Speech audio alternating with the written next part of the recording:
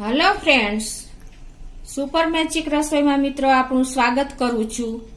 આજે હું મલાઈમાંથી ઘી આપણે ગેસ ચાલુ કર્યા વગર કેમ બનાવવું ને એનો વિડીયો લઈને આવી છું મિત્રો।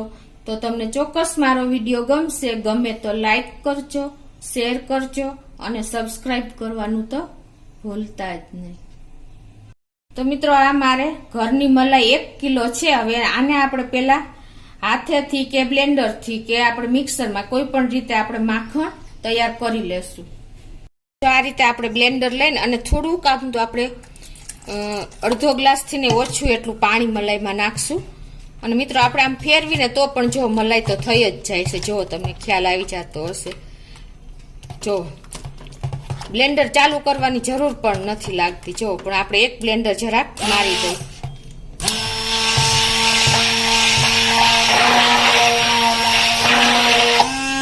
જો અડધી મિનિટમાં આપણું માખણ થઈ ગયું। અડધી મિનિટ શું 5 સેકન્ડ જ થઈ છે ને મિત્રો।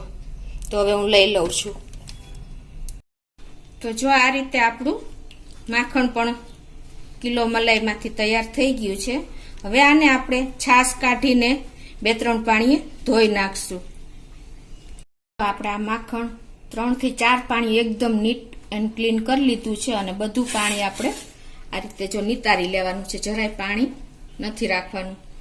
હવે મિત્રો આપણે આ માખણને આપણે ગરમ કર્યા વગર ઘી બનાવવાનું છે। મેઇન આ આપણું વિડિયાની મેઇન છે કે આપણે કેવી રીતે આપણે મોસ્ટ ઓફ આપણે ગેસ ઉપર ઘી માખણ ગરમ કરીને ઘી બનાવતા હોય છે, પણ આજે હું તમને ગેસ ઉપર ગરમ કર્યા વગર ફ્રીજમાં મૂકીને ઘી બનાવતા શીખવાડીશ। તો હવે આપણે પેલા માખણને ખાલી મેલ્ટ જ કરવાનું છે। તમે કહો છો કે ગેસ તો ચાલુ નથી કરવાનો, પણ મેલ્ટ કરવા પૂરતું જ આપણે આ ગેસને ઓન કરશું અને આને આપણે સેજ મેલ્ટ થાય ને એટલું જ આપણે ગેસ ઉપર ઓગાળશું। જો આપણું માખણ પણ મેલ્ટ થઈ ગયું છે, એટલી જ વાર આપણે ગેસ ઉપર રાખવાનું છે। હવે હું ગેસ બંધ કરી દઉં છું અને નીચે લઈ લઉં છું। જો આપણું ઘી નથી બન્યું, આપણે ખાલી 1 જ મિનિટ આપણે ગેસ ઓન કરીને અને ખાલી માખણને મેલ્ટ કર્યું। હવે મિત્રો આને આપણે ઠંડુ કરીને 5 થી 6 કલાક આપણે ફ્રીજમાં મૂકી દેવાનું છે। અને જો તમે મોડું કર્યું હોય તો તમે ઓવરનાઇટ મૂકો ને તો પણ ચાલે। એટલે હવે આપણે આ ઠંડુ થાય એટલે 5 થી 6 કલાક ફ્રીજમાં મૂકીને પછી આગળની પ્રોસીજર હું તમને બતાવું। તો જો આપણે ફ્રીજમાં મૂક્યું હતું એને 4 થી 5 કલાક થઈ છે અને આપણું ઘી જો પણ જામી ગયું છે ઉપર। તમને ખ્યાલ આવી જશે। આપણે મેલ્ટ કર્યું હતું ને માખણ એ ઠંડુ થયા પછી આપણે 4 થી 5 કલાક ફ્રીજમાં મૂક્યા પછી ઘી થઈ ગયું છે। હવે એને તમારે આ રીતે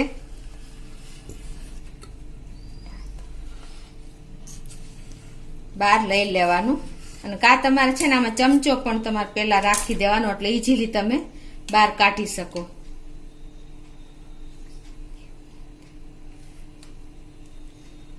જો આપણું એકદમ ઘી થઈ ગયું। જો તમને ખ્યાલ આવે છે। અને આમાં જે નીચે પાણી હશે એ આપણે કાઢી લેવાનું। પેલા જો તમે ચમચો રાખ્યો હોત ને તો તમે ઈઝીલી પણ આવી રીતે તમે હોલ કરીને પણ પાણી કાઢી શકો છો। આવી રીતે જો તમને દેખાય છે પાણી જે આપણે માખણનું પાણી થયું હોય ને, છાશ જે કઈ છે એ આપણે આ રીતે કાઢી લેવાની।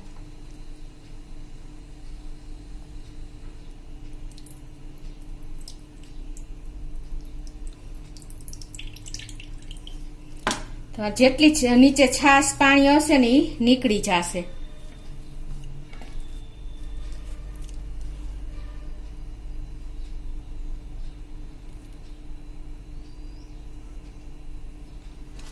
કેમ કે આપણે માખણ એકદમ સરસ 4 થી 5 પાણીએ ધોઈ નાખ્યું હતું એટલે બહુ ઓલું રહ્યું નથી। અને જો આપણું કેટલું ઘી દેખાય છે। હવે આને તમારે સેજ અમથું ગરમ કરી લેવાનું, એટલે કાંઈ પણ સેજ કીટા જેવું હોય છે ને તો નીકળી જશે। ખાલી મેલ્ટ જ કરવાનું છે એટલે આપણું ઘી રેડી છે। તો હવે હું ગેસ ઓન કરીને સેજ મેલ્ટ કરી લઉં છું। બાકી જુઓ આપણે બધી નીચેથી છાશ પણ નીકળી ગઈ। તમને ખ્યાલ આવે છે?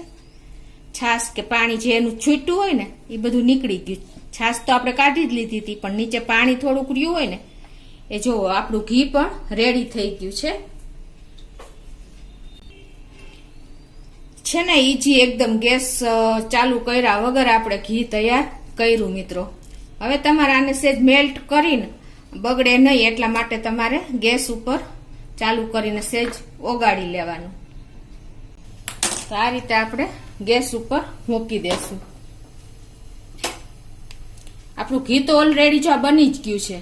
આ ઘી જ છે મિત્રો, તમને ખ્યાલ આવી જતો હશે.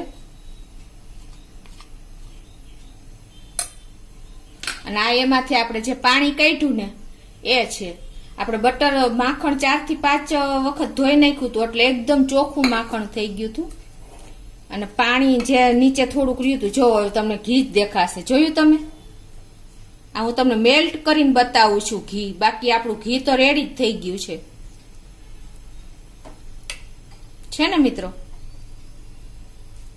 1 મિનિટમાં હું તમને ઘી બતાવી દઉં.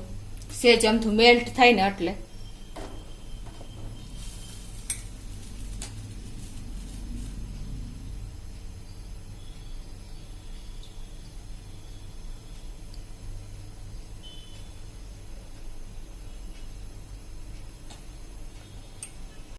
આપણું ઘી પણ જો મેલ્ટ જ કર્યું અમથું 1 મિનિટ જ જવો તમને ઓગાળવા પૂરતું. હવે ગેસ પણ બંધ કરી દઉં છું.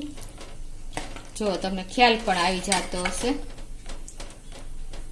આપણે ઘી જે કાઢ્યું હતું ફ્રીજમાંથી ઉપરથી લઈ લીધું અને આ પાણી નીકળ્યું એ કાઢી લીધું. એટલે આપણું ઘી ખાલી મેં તમને મેલ્ટ કરીને બતાવ્યું. તમે જોઈ શકો છો. ગાળી લેશું.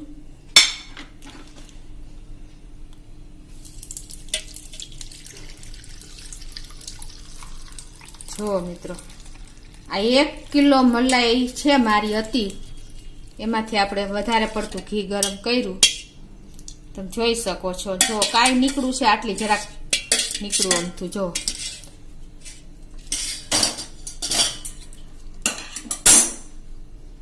તો જો આ રીતે તમે ગેસ આપણે સાવ જરૂર જ નહીં પડે એમ કહી શકાય. ગેસનો ઉપયોગ જ ન કર્યો કહેવાય.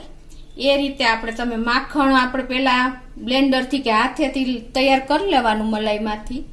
પછી આપણે એને સેજ મેલ્ટ કરી લેવાનું. 1-1.5 મિનિટથી ને એટલો ઓછો ટાઈમ જોઈશે.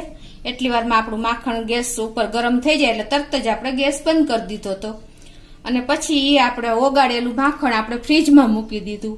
એટલે ઉપર મેં તમને ઘી બતાવ્યું એ રીતે ઘી આવી ગયું અને એમાંથી આપણે આ પાણી કાઢી લીધું. ઘીની નીચે પડ્યું હતું આટલું પાણી નીકળ્યું. માખણ આપણે ધોયું હતું એટલે બહુ પછી એમાં કાંઈ પાણી પણ ન હોય.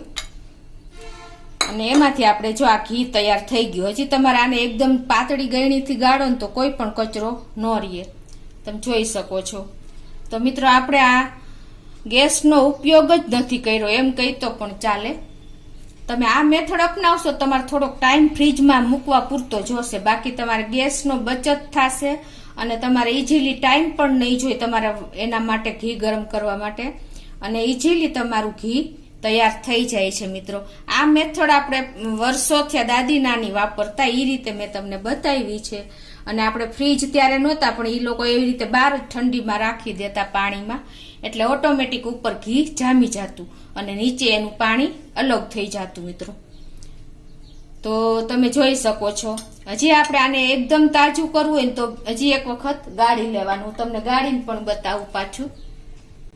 તો હજી એક વખત આપણે આને એકદમ ગાળી લેવાનું એટલે તાજું થઈ જાય.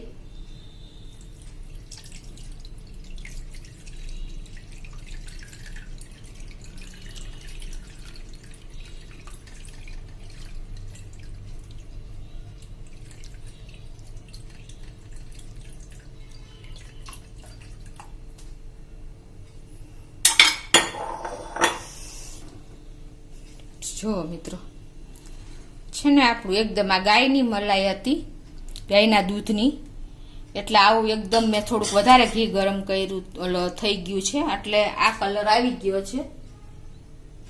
તમને યેલો કલર જ દેખાય. આપણે ગાયનું ઘી હોય એ આવું જ પીળું જ થાય મિત્રો. તમે સેજ વધારે ટાઈમ રાખવો હોય ને તો તમારે થોડુંક ચડિયાતું ગરમ કરવાનું. એટલે તમારે બગડવાના ચાન્સીસ જરાય પણ ન રહે. તો મિત્રો જો તમને ચોક્કસ આ વિડીયો એકદમ ઉપયોગી થશે તો તમને ગમે તો લાઈક કરજો, શેર કરજો અને સબસ્ક્રાઇબ કરવાનું તો ભૂલતા જ નહીં.